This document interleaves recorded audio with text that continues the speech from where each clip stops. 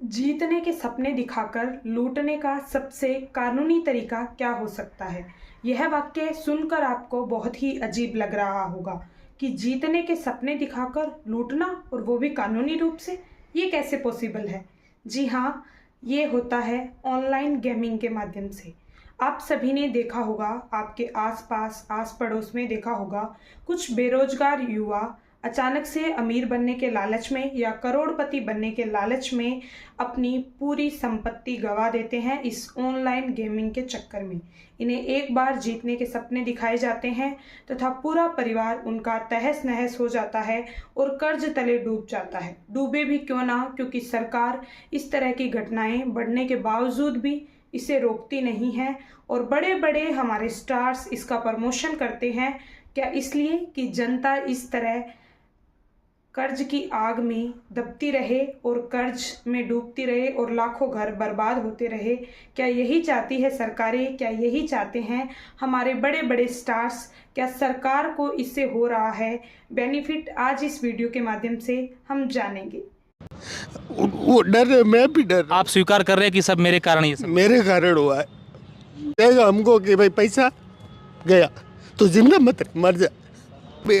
नमस्कार साथियों, मैं हूं पूनम चौधरी। दोस्तों, आज हम बात करने वाले हैं ऑनलाइन गेमिंग में सरकार का इन्वॉल्वमेंट। क्या सरकार चाहे तो इसे बंद कर सकती है?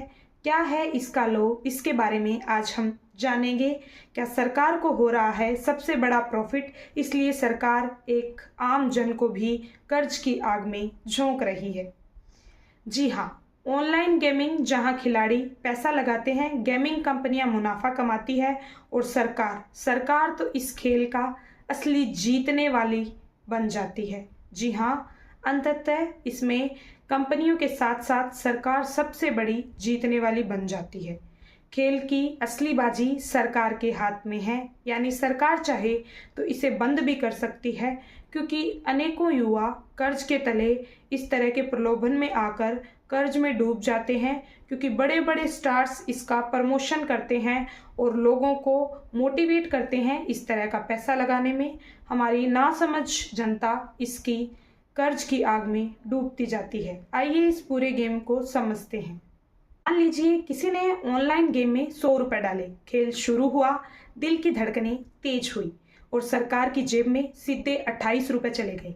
यानी कि 100 रुपए यदि आपने लगाए, आपके दिल की घंटियां बजेगी कि क्या आप जीतेंगे या नहीं जीतेंगे। इनमें कोई लॉजिक नहीं होता है, ये तुक्के से जीतना ही कह सकते हैं।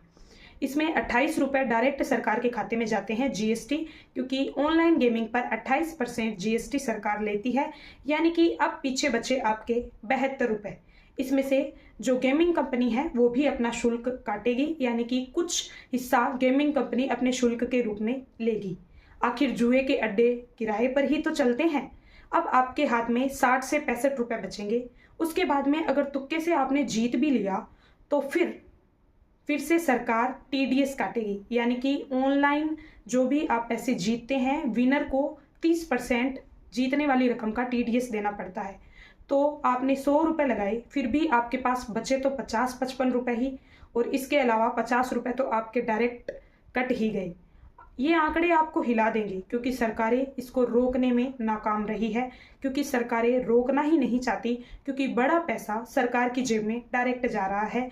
इसको आइए एक और सिंपल एग्जांपल के माध्यम से हम समझते हैं। लोग 5 प्लेयर्स हैं, पांचों ने 100 रुपए दिए, टोटल 500 रुपए इकट्ठे हुए। इसमें सबसे पहले लगेगा 28% जीएसटी जो गवर्नमेंट लेगी। अब बचे 360 रुपए। अब इसमें फैंटेसी ऐप का जो ओनर होता है वो भी अपना कट लेता है। जनरली 15 से 25 या फिर 30% के बीच में होता है। चलिए 20% अगर आप कट मान लेते हैं, तो इसमें से 20% अगर आप निकालेंगे तो बचेगा 288 रुपीज। अब कायदे में ये जो अमाउंट है वो पूरा का पूरा एज इट इज जो गेम खेलने वाला बंदा है, जो जीता है, उसको मिलना चाहिए। लेकिन जब उसको मिलेगा तो उसको 30% टीडीएस भी देना होगा, क्योंकि as per section 115BJ net winning पे 30% टैक्स देना होता है। तो 30% टीडीएस देने के बाद बचते हैं 201.6 रुपीज। अब जो प्लेयर शुरू में जीता था उसने 100 रुपए लगाए भी तो थे, तो अगर इस 100 रुपए को भी अगर आप हटा दें तो जीतने वाले का जो फायदा होता है वो 101.6 रुपीज होता है। तो इस 500 रुपए के एक गेम में प्लेयर को मिलते हैं 101.6 रुपीज, फैंटेसी ऐप को मिले 72 रुपीज और गवर्नमेंट को जीएसटी और टीडीएस अगर दोनों मिला लें, इसको इकट्ठा कर लें,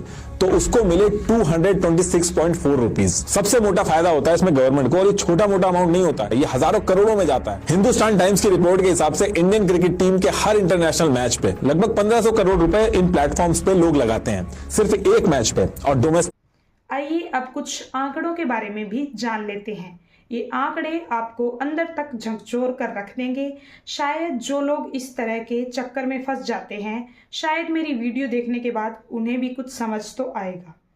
दोस्तों, 2023 में सरकार ने ऑनलाइन गेमिंग से 1700 करोड़ रुपए की अर्निंग की, यानी कि 1700 करोड़ रुपए टैक्स के रूप में कमाया। उसके बाद में 28% जीएसटी लागू होते ही सरकार की कमाई 17,000 करोड़ पार कर सकती है। देश के लाखों युवा करोड़ों रुपए गंवा चुके हैं इस लत की वजह से और इन बड़े बड़े स्टारों के प्रमोशन की वजह से। लेकिन सरकार के कान पर जूं तक नहीं रेंग रही है, क्योंकि मोटा टैक्स सरकार को ऑनलाइन गेमिंग से ही मिलता है।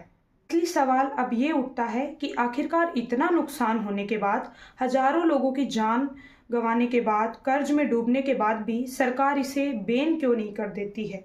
तो दोस्तों, तंबाकू से कैंसर होता है, ये भली भांति मेडिकली प्रूव भी है, लेकिन सरकार फिर भी तो उसे बेचती है। शराब से दुर्घटनाएं होती है, लेकिन सरकार फिर भी तो उसे बेचती है, क्योंकि शराब से सबसे ज़्यादा टैक्स मिलता है। ऑनलाइन गेमिंग से घर बर्बाद होते हैं, लेकिन सरकार फिर भी उसे बेचती है, क्योंकि पैसा जा रहा है डायरेक्ट सरकार के हाथ में। अगर ये पैसा सरकार की बजाय जनता के पास जाता तो इसे नैतिकता के खिलाफ कहकर सरकार जरूर रोकने का प्रयास करती। तो फ्रेंड्स, मैं अपनी इस वीडियो के माध्यम से ये संदेश देना चाहती हूँ कि इस तरह अपने परिवार को करोड़ों के कर्ज के तले न दबाएं, क्योंकि जो भी स्टार्स इसका प्रमोशन करते हैं वे कतई खुद इस गेम को नहीं खेलते हैं। उन्हें बल्कि प्रमोशन करने के नाम पर बड़ी एक मोटी रकम दी जाती है, यानी उनकी जेब तो भर रही है और आम जनता का नुकसान हो रहा है। इसके अलावा सरकार भी इसे बैन नहीं कर रही है, क्योंकि सरकार को बहुत ज़्यादा इससे टैक्स की प्राप्ति होती है। इसलिए अब फैसला अपने भविष्य का आपके हाथ में है। कृपया इस तरह की जो ठग लोगों से बचें और इस तरह की कंपनियों के झांसे में आकर अपने परिवार को कर्ज के तले न डुबोएं, क्योंकि जिंदगी बहुत अनमोल है, ये एक ही बार मिलती है। धन्यवाद।